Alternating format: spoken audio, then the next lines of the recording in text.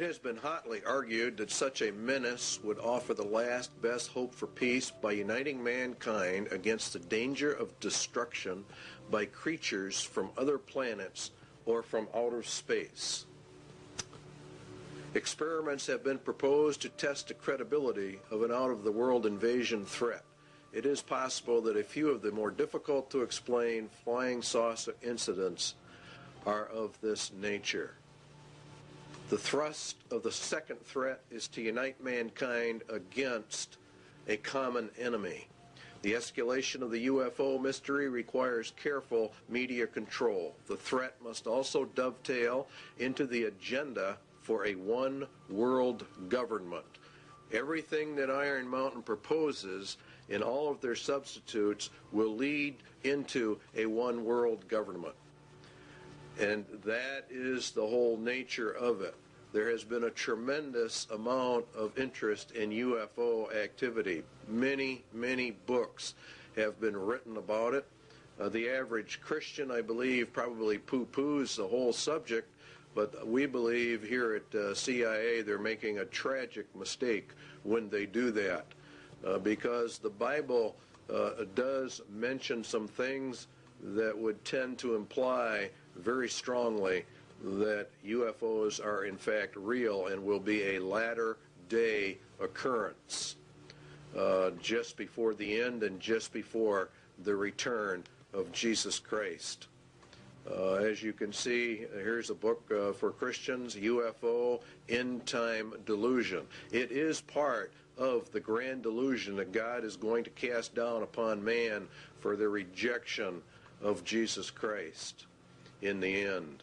There have been many books written about the government's cover-up of the UFO experience, and that the United States government knows exactly what is going on, and we would agree with that from the viewpoint of the Scriptures, that the people of the world, the governments of the world, the highest levels of the powers that be, know exactly what's going on when it comes to the UFO mystery.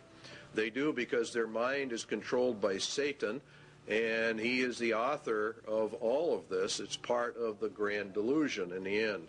And there was war in heaven. Michael and his angels fought against the dragon, and the dragon fought and his angels, and prevailed not. Neither was their place found any more in heaven.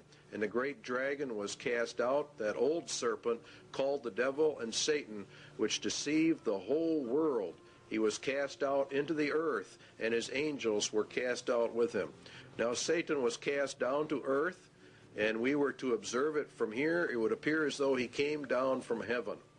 For as the days of Noah were before the flood, they were eating and drinking, marrying and giving in marriage, until the day that Noah entered the ark.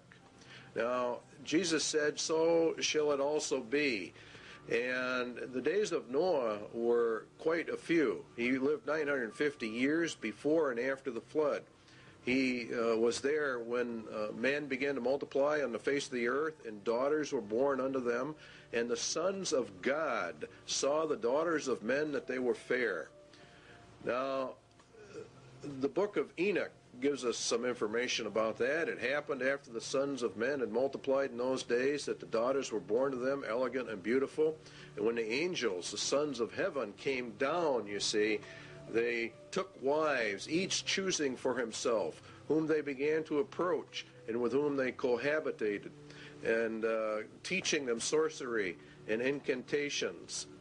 The whole situation is one where these were literal fallen angels that came down and mated with the daughters of men, and they produced a race of giants, according to the book of Enoch. And many ancient writings give this interpretation to the sons of God mystery of Genesis 6. And what is interesting is that they said they would return. Now the Spirit speaketh expressly that in the latter times some shall depart from the faith, giving heed to seducing spirits and the doctrines of demons. Now the word seducing comes from the word planos, which, if you do a word study, comes all the way back to where we get our word planet. Could it be that the interpretation is, in the latter times, some shall depart from the faith, giving heed to impostors from other planets?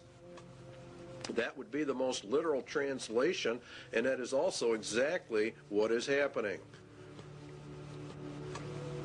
These impostors are actually demons pretending to be from outer space. It is part of the grand delusion. For this cause God shall send them strong delusion, that they should believe a lie, that they all might be damned who believed not the truth, but had pleasure in unrighteousness. They reject the concept of creation, even him whose coming is after the working of Satan with all power and signs and lying wonders.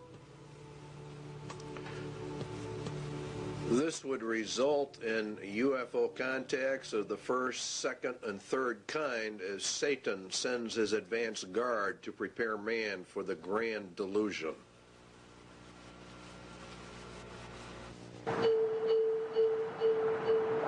On the surface of an average planet, circling an ordinary yellow star, an advanced intelligence searches the skies for evidence of life.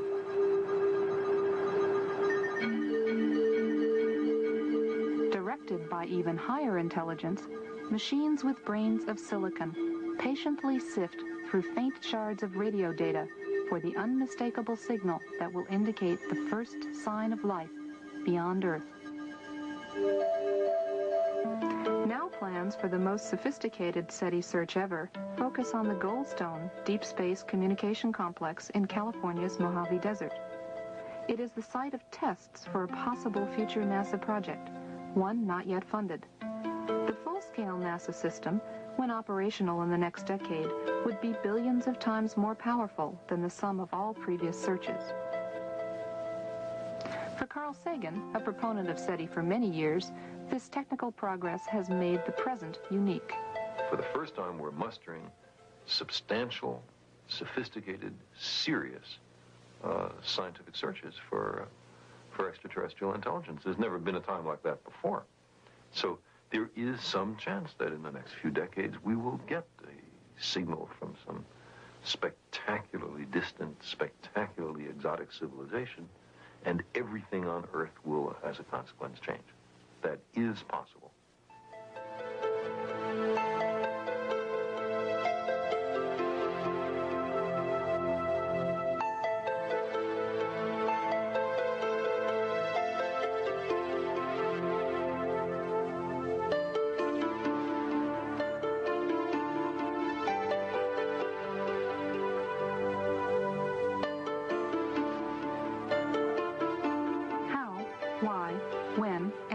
To search for life beyond Earth has been debated for centuries. Deciding what sort of signal to look for in the skies is no easy task. NASA's proposed search focuses on radio, a portion of the electromagnetic spectrum where nature produces the least interference for any intelligent signal. The plan is to use existing radio antennas and combine them with advanced computer hardware and software specifically designed for the task. Signal processing equipment suitable for SETI is constantly becoming more powerful and more efficient, but also cheaper and smaller than ever before. The pioneer Frank Drake came up with a way to organize our developing knowledge and current ignorance. SETI scientists often use what's called the Drake equation to illuminate the necessary conditions for contact and to provide a rough estimate of the number of other civilizations. The existence of other technical civilizations depends upon astronomy, how planets form, comparative planetology, biochemistry, the role of intelligence in evolution, technology, and the fate of technical civilizations.